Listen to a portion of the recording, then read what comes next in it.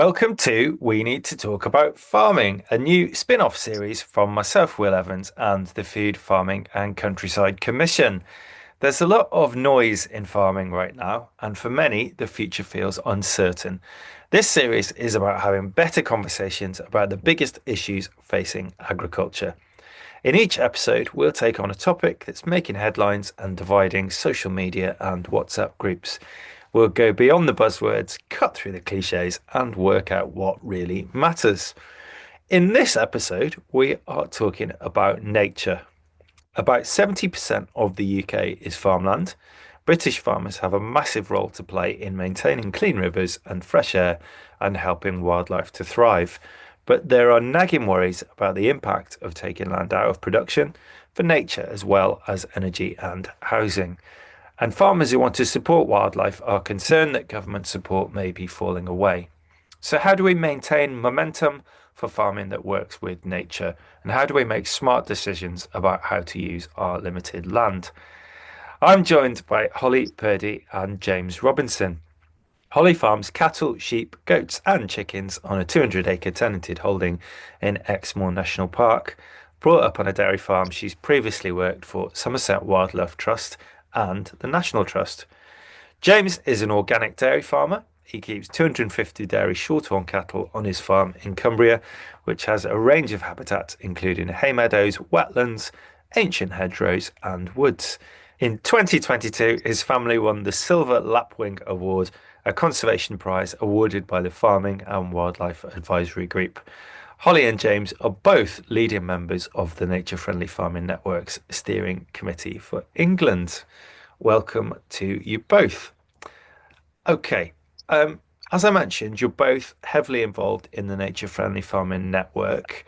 Holly, let's go to you first. How did you first come to see yourself as a nature friendly farmer?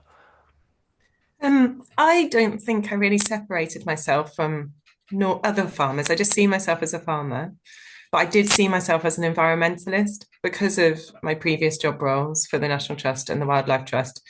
That led me on a trajectory to farm in a way that was very consciously thinking about the impact that I had on nature. But the Nature Friendly Farming Network really was sort of what brought me into the sphere of building links with other farmers who thought like me. And also, it's just an amazing stepping stone for meeting new people who are at the beginning of their journey or really far along the journey. And it's felt like a really welcoming space. There's not that separation between people who, conservationists, for example, and farmers. It's just about all of us working together. And that's felt like a really positive space. Fantastic. Okay. And James, what do you think being a nature-friendly farmer means? It may sound obvious, but what's it mean to you? Um, I don't think it is obvious really because there's no definition, is there? It's like regen. There's no strict definition. Anyone can call themselves a regen farmer. Anyone could call themselves a nature-friendly farmer, Yeah. depending on where you're coming from, I suppose. Yeah. Um, I think just being aware of the impact that we as farmers have on the environment, on biodiversity, on clean water, clean air, everything. Being aware of how the way we farm impacts everything, and how producing the food that we do on farms, whether that's grain or beef or poultry or dairy, whatever it is, it all has an impact. So we need to really include nature within that, within our decision making, really, and then use nature for helping us to combat some of the problems that we may have within our own farming system as well. Yeah. Okay.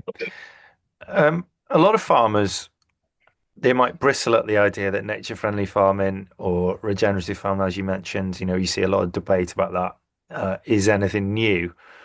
And they'll say, that farmers have always been stewards of the land. We are, the guardians of the countryside. You see these phrases thrown around quite a lot. What's your reaction to those kind of comments, Holly, when you come up against that kind of level of pushback? I think it's a little bit of an elephant in the room that maybe we're not bold enough to point out the fact that nature has declined significantly under our guardianship. I Hmm. do see us as guardians of the land because that's our responsibility as farmers to care for it. But I think what's missing is that unfortunately, when we feel under attack, we start to defend practices just as a natural human response. And it's trying to separate ourselves from that situation and say, okay, I've been farming in this way, and it has had quite clearly a negative impact on the insects or the pollinators around me. How do I then shift my mindset set to sort of say, well, what could I do differently to improve that and improve my business as well at the same time? I think it's really tricky because the blame is often felt personally rather than thinking that it's policy led, it's circumstance led. You know, as an industry, we've gone down that road, and it's not always the responsibility of that individual farmer. And Hmm. I think that's really important separation to make, to know that we're all in it together. It's not about one individual farmer making good choices or poor choices, if that makes sense. But yeah, I think that is just a human reaction, isn't it? If you are Yeah, criticized. yeah. We're all proud of what we do, I guess, aren't we, as Mm. farmers, aren't we? So that, yeah, you're right. I think sometimes people react because I don't know. Do you think we need to talk about these things differently? Is it the communication around these things, do you think, Holly? Um, I'm quite direct. Well, and We I we think we like need, direct. I think we need to be a little bit more direct. So the way I sometimes, if people challenge me and say, "Oh, but we need to produce food," I just turn it around and say, "But you want clean water, you Mm, want healthy environments," and those farmers say yes. They want the same things that we want to produce as nature-friendly farmers. They want to produce food and they want their environment to be healthy around them. And I think it's just doing it so we're aware there's not a separation. We all do actually want the same thing.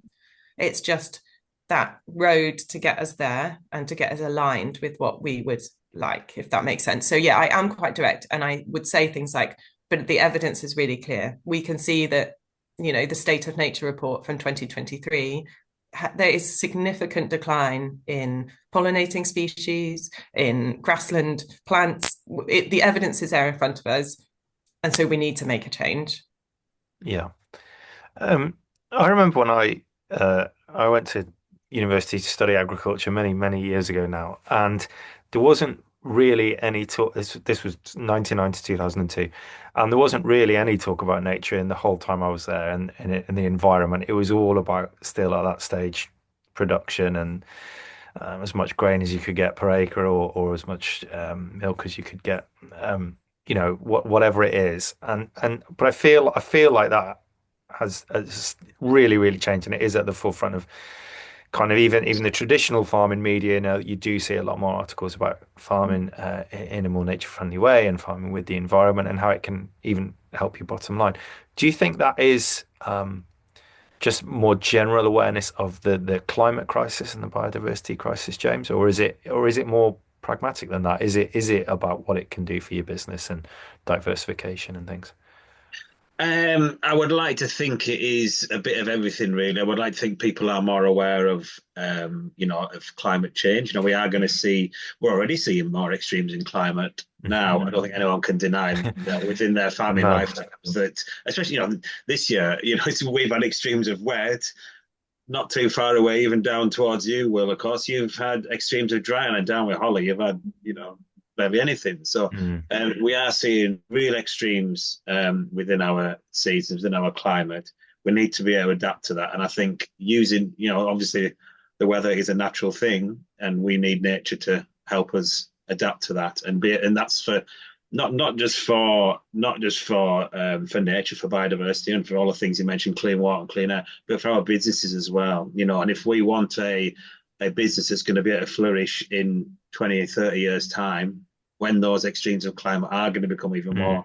even more noticeable, then we're going to have to start adapting now. It's no good planting trees, planting hedges in 20 years time. We need to get them in the ground now. We need to change the way that we're managing the soils and everything now, because everything takes time to develop. I think farming for me always will change. We always will adapt. We've adapted to everything from way back. For thousands of years, the industry has adapted to what the population wants, and whether that is healthy food, whether that's cheap food. We're in that cheap food scenario now, or whether we're in the like a mass produced increasing production post-war. So cheap food that we're in now, farming has reacted and produced cheap food. But with cheap food, you do get um, cheap food comes at a cost from somewhere, Yeah. whether that is the environment or our health or whatever it might be. So if the people want, a more adaptable and a more sustainable farming system and food production system, then farming will always be able to move. But it's a bit like a big oil tanker and they turn in. Yeah. It will turn, but it just needs a bit of time for the whole of the industry to sort of get there. Yeah. Holly, you mentioned earlier the importance of groups like the Nature Friendly Farm Network. I guess that peer-to-peer learning is a really important part of this, isn't it? Because it may be a case of if you've grown up not particularly aware on a farm about the environment and the natural world, but if you go to see a farm where, like, what I'm trying to say is some farmers really care about it, the natural world and the environment, they're going to do it anyway. But others, it might be a financial incentive. So perhaps they go to a farm where they're using, say, pollinator strips and they're seeing positive impacts from that. The ladybirds are eating the aphids, which means they don't have to use pesticides. Those kind of things are quite powerful too, aren't they? I think they're probably the most important things for me personally, is Yeah. I think sometimes it's hard, isn't it, within farming? We run isolated businesses anyway. Yeah. So just from a connection perspective, it's great just to visit someone else's farm. And I think those have been the best learning experiences for me. So because people sharing their failures or their successes has allowed me to sort of like pick some of those elements and then bring them onto my farm or not test some of those ideas. Hmm. And just from a locality perspective, Nature Friendly Farming Network's amazing because it's a network that's obviously UK wide. But then in sort of the smaller local groups has been really important for me as a farmer because I've been able to visit someone that farms 4 farms away. I can see what they're doing from a, say, silver pasture perspective. And then that's really relevant to your locality. And like James is saying, talking about those climate extremes down south, the drought for us, we saw a really, really significant, obviously, grassland sort of loss is the best way I can describe it this summer. We Yeah. just had burnt grassland, but actually under the trees where the shade were, we still had grass. And it's kind of learning that and then seeing someone who might be 10 years ahead of you and knowing that that gives you faith to keep going when things are really challenging sometimes. Yeah.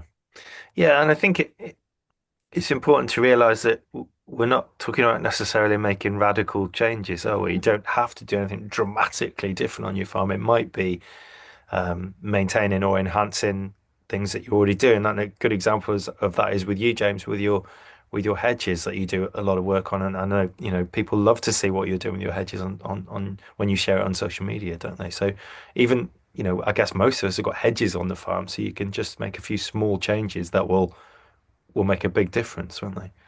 Yeah, I think you're right. I think it is just tweaking around the edges a little bit and getting, and seeing those changes that you can make. And quite often, with something like hedges, it is, I said things take time, but hedges are one of the things that really, especially if you've got them already established, a change in management there can Yeah. really you can see the differences very, very quickly there, and that hopefully encourage you to then do more of changing your hedgerow management or doing other things as well, like Holly says, with trees and what have you. But you don't need to change your whole farming system doesn't have to change. You just have to use nature to sort of we call it nature, but nature is it's everything's sort of controlled by us really, isn't it? By what we do. So Yeah. if we're calling things nature, well, that for me is it's the hedges, it's the water courses, it's the trees. That is all very much nature, and we have such an influence on that really. So yeah, just sort of making those small changes initially really does start to build into a big, big change. Yeah, for sure. Okay. Suddenly got a load of feedback. Oh, it's gone now. Okay.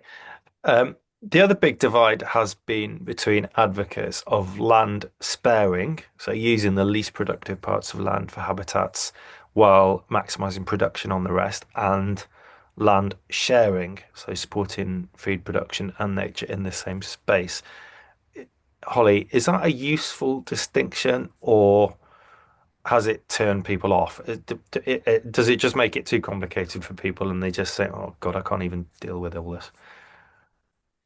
I think the term rewilding has turned people off. Yeah. I think the term, and like anything, with the moment you end up with an online debate, you end up with big separations of, and I think people just talk differently to each other. Instead of just getting together and having a better, more well-rounded discussion, we end up with extremes. And unfortunately, the word rewilding has done that currently Yeah. for a lot of that sort of land.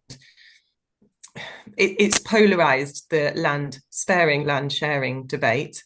And I think it's just so much more, the detail is so much more intricate than that. It's not as, we do need, I don't believe that all land needs to be farmed to within an inch of its life. It doesn't make good business sense to farm all land when we look at profitability in certain acreage. You know, what if we look at it from just that profitability perspective or the productivity perspective, it doesn't make sense to farm all of it. And I really struggle with that divide because I do think there needs to be space left for nature, in the sense that we just have a duty as humans to guard what we have. And unfortunately, that separation between land for nature and land for production isn't what nature needs. Nature needs to be everywhere, throughout. And, you know, all the evidence out there is about nature connectedness. And so that is across the landscape. And I do worry that current sort of movement of funding allows nature in areas such as national parks, which are already, to be fair, a little bit more nature rich than in other areas. And then, for example, like farming and protected landscapes funding pot funded those areas, whereas areas outside of that couldn't access that funding. Now, one of my questions is that because there is a drive to have productive areas of land and then nature rich areas of land? And I'm not sure that's the best for anybody. It's certainly not the best for nature. And I don't think that's the best for us as farmers either. But to give a really small example on my farm, I tried to view it differently, in the sense that we fenced some of our hedgerows wider so that essentially they become ungrazed, not scrubby, but like longer grassland, in sort of beside the hedgerows. So because during the winter, when we're grazing quite tightly in some of the meadows, it obviously removes that habitat for overwintering insects such as grasshoppers, and is really important food source we farm right next to moorland. So the birds come down to our farm in the Vale over winter because they need a food source. Yeah. And so you can just see that benefit for nature, that land that I've set aside essentially for nature. But then we can look at it from a farming perspective and say, actually, those grasshoppers are a natural pest control for me. They're part of the nutrient cycling. So by me giving them space, then in the spring and the summer, when my grasses are longer, obviously, then that space that I held in the winter will spread out back in the summer, if that makes sense. So essentially, I'm sort of doing both. I'm sharing and I'm sparing, but on the same farm. And I think that's what I mean about we've got to separate that it's one or the other. It's everything all in one. It benefits everyone. That's sort of the way I view it. But Yeah, no, it doesn't. Yeah, totally makes sense. And James, what are you seeing similar things on your farm? And you're a dairy farm. Give us some examples of things you're doing around that. So we've got within the fields, you know, we've got either the old permanent pastures, you know, so like with the SFI payments, a lot of permanent pastures were undervalued, much lower payment than a herbal layer. But we see the permanent pastures as, you know, really, really valuable, really diverse, and a real good sort of springboard to, you know, you know, like a real species rich type of pasture. Within our more productive methods, we've got herbal layers within those as well. So, and that's trying to, and that includes silage fields as well. We're just trying to create a more resilient sward, really, that's going to help us through periods of drought. It's going to free more. The soil's going to be free of draining and stuff. So when we're getting periods of extreme rain, you know, it's going to filter through, percolate through better and stuff. So trying to have that diversity within the fields is absolutely key. You know, single species of people think about monocrops and they think about arable fields of wheat or rape or whatever. But for us, a monocrop could, well, for us as a dairy farmers, the monocrop could also be just perennial ryegrass. So it's no good for anything, isn't that? So we need that diversity within the fields, and then surrounding those fields, big hedges managed on a long rotation of hedge laying. And you talked about this sort of long grass, Holly, and this sort of potential scrubby layer along the side of the hedge. Well, the way we're managing our hedges, it's all on a traditional hedge laying rotation, that we don't flail anything within the fields. So from a newly laid hedge that's maybe like a metre square type of thing, we then put a fence up either side of that. That hedge grows up, and over those 20 years, it then creates a nice sort of scrubby skirt down the side of that hedge. And then after 20 years, we come and hedge lay it again, and all that scrub gets tidied back again. So we've got this sort of rotational scrub around the farm. And I hadn't really thought about it at all up until maybe a couple of years ago, that scrub wants to turn into a woodland. That's what it wants to do. And scrub's a really rare habitat within the UK as well, because we're managing it all the time. We're managing something all the time, or it's then turning into woodland. The scrub doesn't stay a scrub forever. But having this sort of rotational hedge laying means that we have this sort of rotational scrub around the farm that's moving all the time. And because it's moving very slowly, it gives everything that wants to live within that scrub, all the invertebrates, all the butterflies, all the birds that are feeding on them, all the mammals that are using those as corridors and everything. That's moving around the farm as well. So just opening our eyes to not managing things quite as hard, and seeing all the benefits of that. That's something that we as farmers can do so much more of. Yeah. Okay. Turning to everybody's favourite subject, the government and policy. Ministers are talking a very good game about supporting nature on farms. Steve Reed's speech at Groundswell, though he's obviously now moved on to bigger and better things, maybe. I remember Michael Gove's Green Brexit. Remember that? But is that positivity being matched in policy? All those words, are they? Lots of words, no action, maybe. What do you think, Holly? I think until we have stability, we cannot move forward positively. They are not currently giving us a platform to deliver. And there are multiple examples with multiple farmers who are currently in really difficult positions where they want to continue managing the land for public good. And they are not being given that support for various reasons, or there's going to be gaps of 6 months, or they don't know. It's just being left very open at the moment. And from a nature-friendly farming perspective, I can't support what the current situation is. It felt like a few years ago we were finally getting somewhere. I'm not saying it was perfect. It wasn't perfect, but it felt like we were getting on a trajectory that was creating some stability and we could see the direction. Whereas it does feel like the goalposts are slightly moving at the moment, but that we're obviously always influenced by our own personal situations as well. And it's bitty. So yeah, it's hard. At the moment, you're trying to submit an SFI, but with no capital, then you get a capital grant, but you haven't got the SFI, and it's complex. And that's just the last thing I think we need as an industry. For sure. Yeah, the sustainable farming incentive and the countryside stewardship.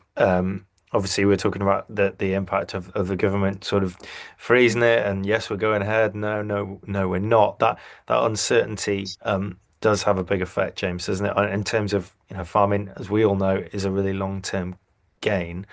And people like yourselves, both of you, are obviously very engaged with nature-friendly farming. But those kind of schemes bring people in who perhaps previously haven't. They start to plan to do this stuff. They make a few changes on their farm, and then the government suddenly put the brakes on. And that is a huge problem, isn't it, James, in terms of putting people off, I think I mean, it's bad for everybody at the moment. It's bad for those people that haven't really engaged with any schemes before, because, like you said, they were starting to plan things, starting to get some areas into SFI that they might not have. They've never looked at these type of schemes before as part of their business. Starting to sort of get a bit excited about them, and then the government just pulls a plug on things. Yeah. But you've also got those that have been in schemes for a long time. They might have been in stewardship schemes for a long time. They are the old HLS agreements. Some of those, those upland farms, certainly in my area, that have potentially been in HLS or the higher level scheme for some of these schemes could be 15 years old. There could be even more since they were first signed, as it were, on a farm. They're still running those schemes now. Those are going to come to an end, and there isn't an option for them to go into anything similar. Those schemes were kind of built really alongside the BPS, so they were alongside. They went to sort of complement the area payments. Those area payments have been pulled away now from English farmers, and there's nothing to replace that income either. So they're losing out not only on the area payments that they were getting for their farm, they're also losing out on these stewardship schemes as well. And some of the best successes, really, in terms of sort of gains for nature, gains for those farm businesses alongside that, were on the upland farms, and they now don't have an option to be able to do that. So that's money really coming downhill. So that's money coming from the uplands and those much more marginal areas to farm that can't make huge profits on, on big grain or big dairy or whatever it might be. Those are now really going to struggle. All that money's come downhill and it's been put into these SFI schemes or the sort of big capital grant stuff, big capital grant spends like on slurry towers or milking robots or whatever it might be, big spend items. The government's got the money out the door really quick for those, and then they're trumpeting that there's so much demand for it, there's so much engagement. Haven't we done well? We spent all the money, but in reality, the money's gone really, unfortunately, not quite in the right place. I'm not saying it's gone to the wrong place, but there hasn't the money gone up into the uplands, and that is going to be a real worry over the next few years. Yeah, and even I've been talking to quite a few arable farmers lately. Obviously, wheat and barley price where it is, wheat 160, 170 pound a ton currently. A lot of them have got field margins. They've done and they're talking about plowing them up because they need the money. And it's very easy, isn't it, to criticize farmers, but ultimately we've all got bills to pay, haven't we? And you can rent see, or mortgage or whatever it may be. Yeah, you can see exactly why they would do it, but yeah, I mean, it's such a shame that all the good work has sort of gone into supporting farmers to make the change over the last, 10, 20 years, and it is that sort of length of time, really. It does look like, there's a chance that might all come crashing down within 6 months. Yeah. Yeah. Holly, where does private finance come into this through measures like biodiversity net gain? Is that something you've done anything with? I haven't personally done anything with it. Now, we had the opportunity we are in a landscape recovery scheme, which is still currently in the final consultation phase. So that's been submitted to DEFRA and we're now waiting to hear if they've accepted it or not. Another very slow process. It's about nearly 3 years now, which should have been 2 years, but you never know. We might have an answer by Christmas. That would be joyous. But as part of that, we were offered to be able to put part of our land into B&G, which we decided we didn't want to. Now, that without being controversial, that was from an ethical perspective for us, for my husband and I. We really wanted to just be able to deliver for public good, not based on sort of mitigating harm. No, but I think there is the potential for it to bring positive gain into the farming industry. But I think as an industry, we need to be really, really careful at the moment, because a lot of it's at the beginning. And obviously there's a slight pause, particularly on B&G with the current planning bill that's going through, because developers may end up paying into a pot to Natural England rather than paying into a county level B&G scheme, if that makes sense. Or that's the potential proposal or potential change that's going to happen. It's very complex and probably way above my understanding. But the B&G has a place, I think. But I think as farmers, we need to be careful not to be utilised quite by others that are causing harm to offset for them. As someone described it from a carbon perspective, we might need our own carbon from a supply chain perspective, as in carbon offsetting, I'm referring to. So, for example, if we know we're offsetting or we're storing more carbon, and when we're doing our carbon calculator, if we know, we can see that we're sequestering as a farm.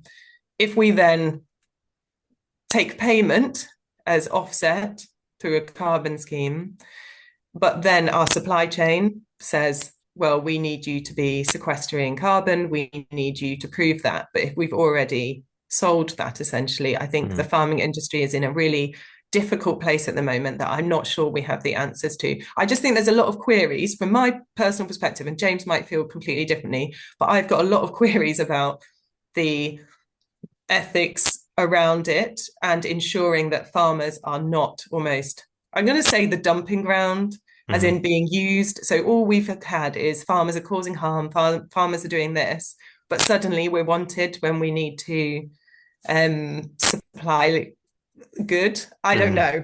That's just a personal perspective. So I just think it's something that we need to enter cautiously.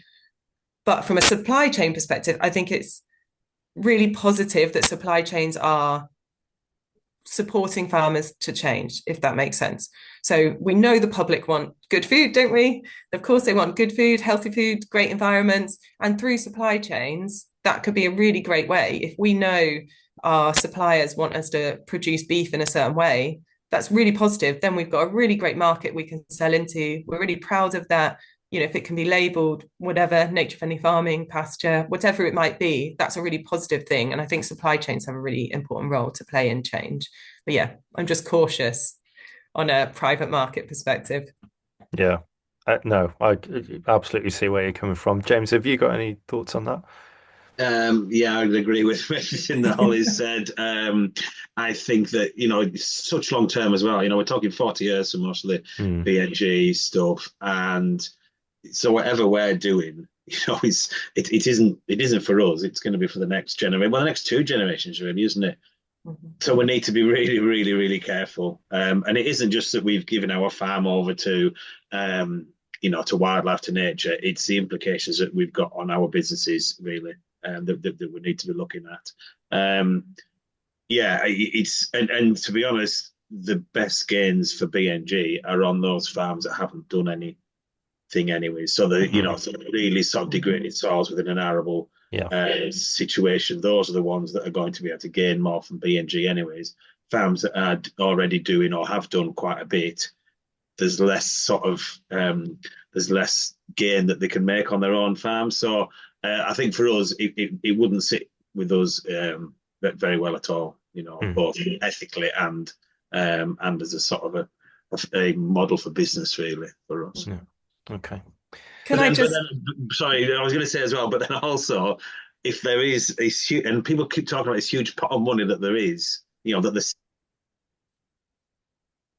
city has, huge pot of money to spend on this type of thing, on for green financing for net gain. How that ends up at the door of an individual farmer on Exmoor, in a wet hillside in Cumbria, I have no idea, because I don't think it can. I think it's only ever going to be for big business, big estates that have got, that can deliver big amounts of sort of funding within one pot. Yeah, and it's slightly jumping back to the topic about rewilding. Well, I just created a topic about rewilding, but the land sparing approach. I think the other danger, exactly what James is just saying, where does that money end up?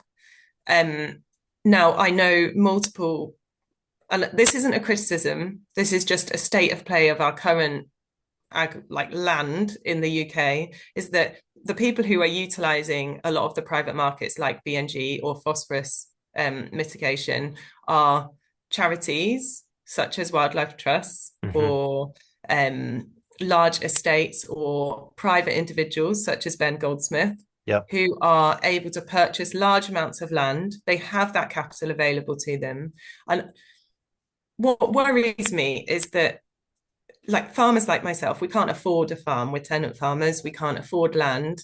And that's something that I find really sad, that we're currently in an industry where farmers are priced out of the market.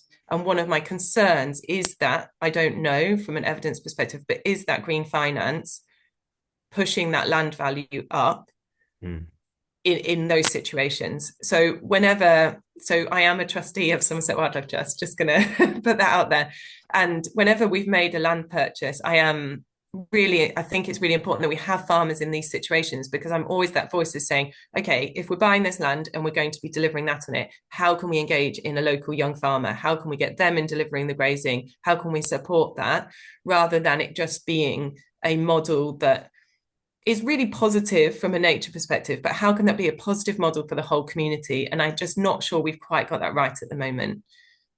Yeah. No, I totally agree.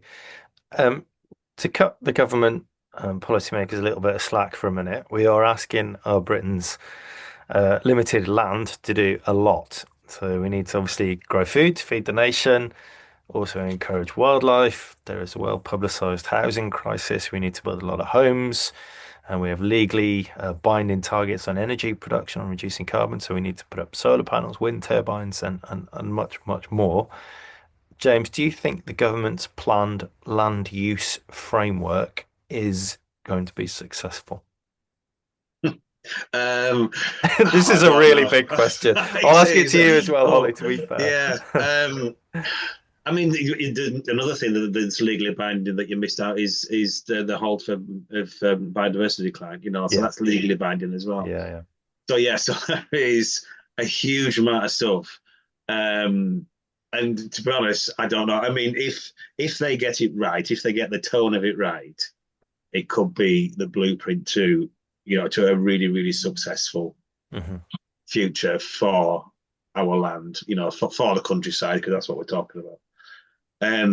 But it's an absolute massive thing, is it? And it's the stakeholders within that as well. Are they all? Because everyone wants to look after their own bit. Whether that is their own farm, whether it's their own industry, whether it's their own county, and there is just so many people that have got an investment in it. I don't know. I'd be, I'm an optimistic chap, and I would like to think that they would get it right. They've spent long enough trying to sort it. I would like to think that they'll get it right, and that it will lay out the foundations really for what we need to do. But then that needs to be backed up with support in terms of government support in terms of payment, but trade deals and everything. Yeah. Everything comes back to what the government decides to do, really, doesn't it? Mm. So I haven't answered your question at all, Will. Sorry.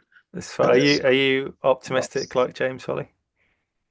I think if we can get everyone into the room, that in itself is a really positive thing. Yeah. My big call out to all farmers is, like, just get involved, because if our voices aren't there, then the voices that are there will push forward whatever they would like to go forward. And I think it's so easy to disengage and see, oh, there's another consultation. This feels like half an hour that I really don't want to sit down and do. But actually, we need everyone's voices to be there in the room. And then hopefully we will get a really wonderful, balanced outcome, because I think all of those things are possible. I don't think it's impossible. Otherwise, I wouldn't be doing what I do. I think it is. And I think it's just about integration and everyone's voices being heard. Yeah. No, I totally agree about farmers needing to be in the room, because those conversations happen anyway, whether we're there or not, don't we? So Yeah. yeah, we need to make our voices heard. You often hear about food security at the moment. It seems to be a real thing every time you turn on social media or listen to conversations between farmers. There's a lot of talk about food security at the moment. I don't know whether it's because the world feels quite unstable right now, but sometimes if you see talk about nature restoration or solar panels going up, a lot of people get very angry about it, because they say, what about food security? What about food production? And and they have a very good point, don't they, James?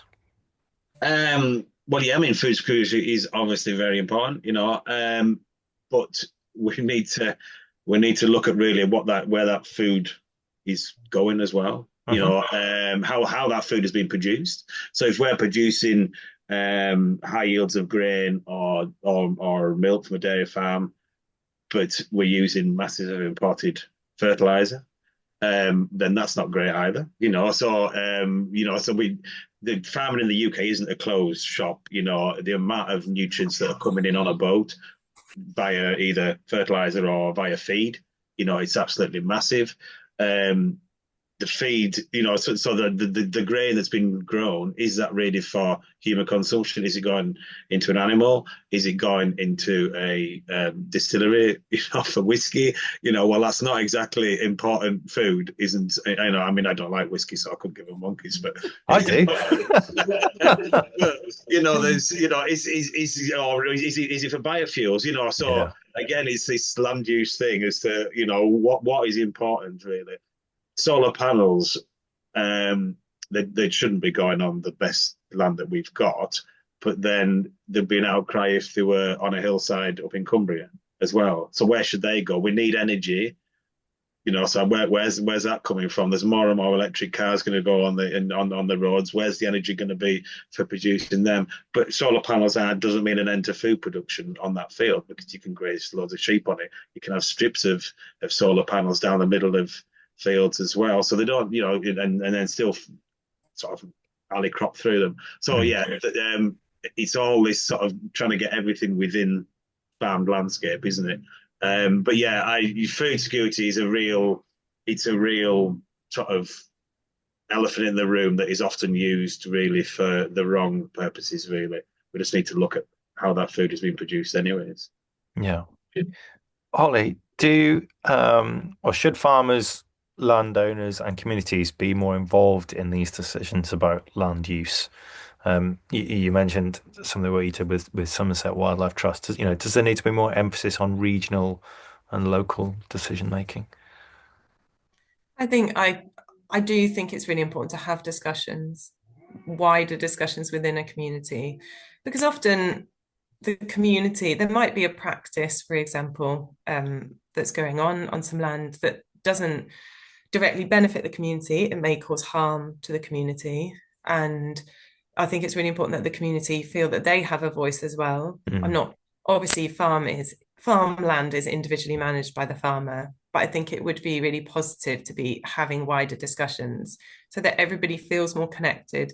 So I think that's the real loss, is the connectedness, with our food systems, with food itself, how we're producing food, and then that plays into this deepening gap between those who farm and those who don't. And I think that's what really worries me, is the use of the word, say that we use the word townie or something like that.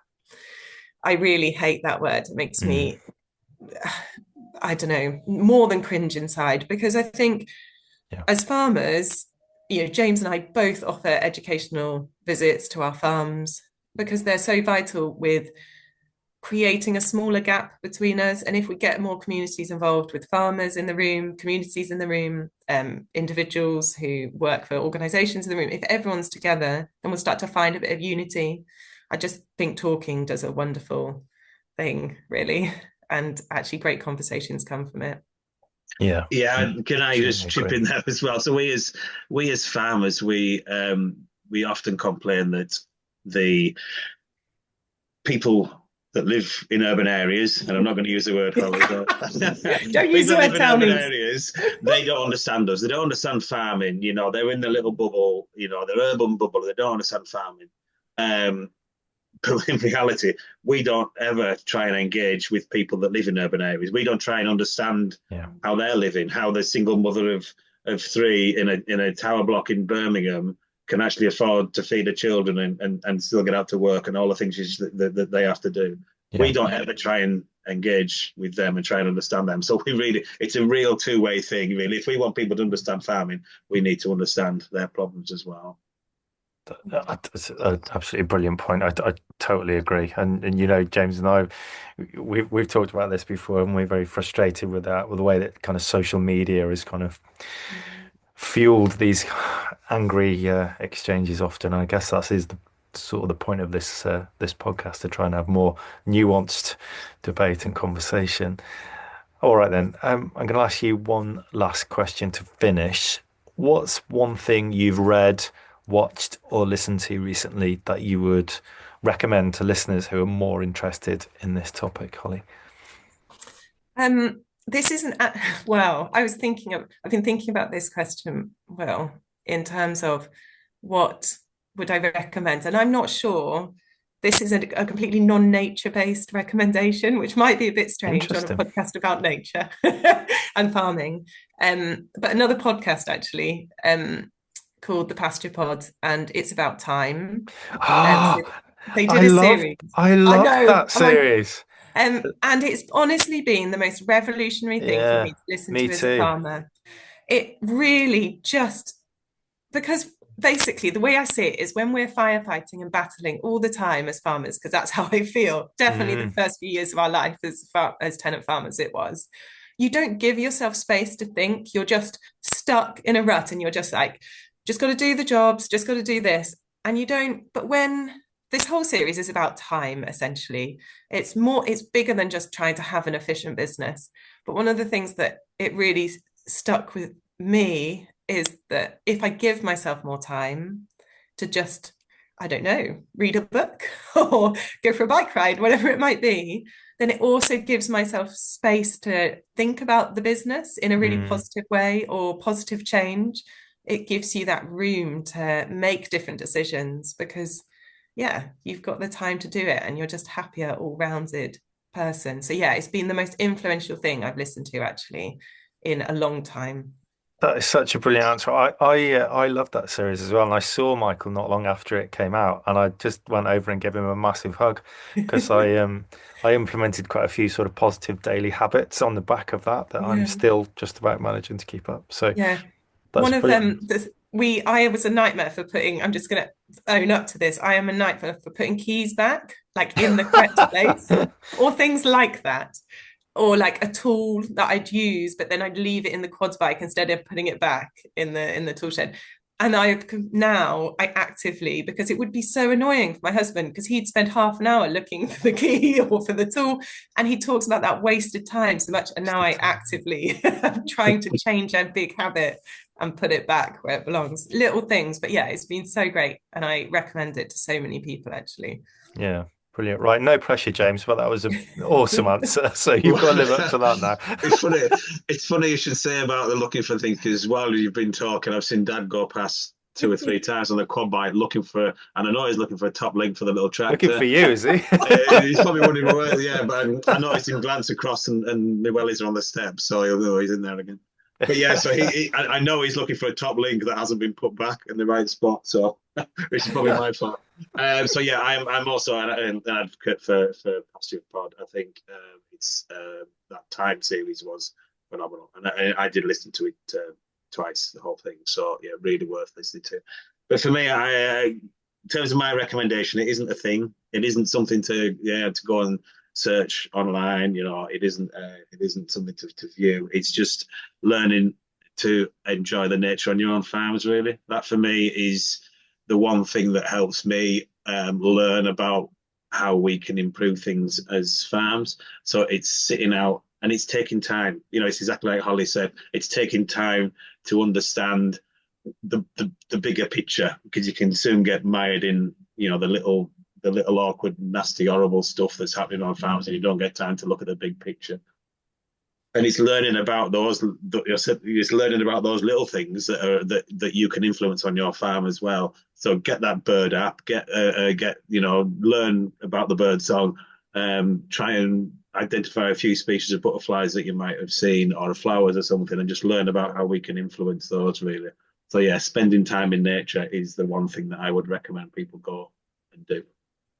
Equally great answer. Yeah, and we obviously have a very well publicized mental health problem in our industry, and I think what you've just said there, James, doing that has had a big impact on a big positive impact on my mental health.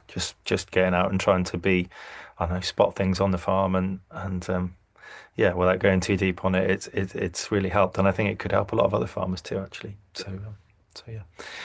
All right then. Thank you very much to you both. It's been a fantastic conversation. Thank you, Holly Purdey and James Robinson. Thank you very much for listening, and we will be back soon with another episode of We Need to Talk About Farming.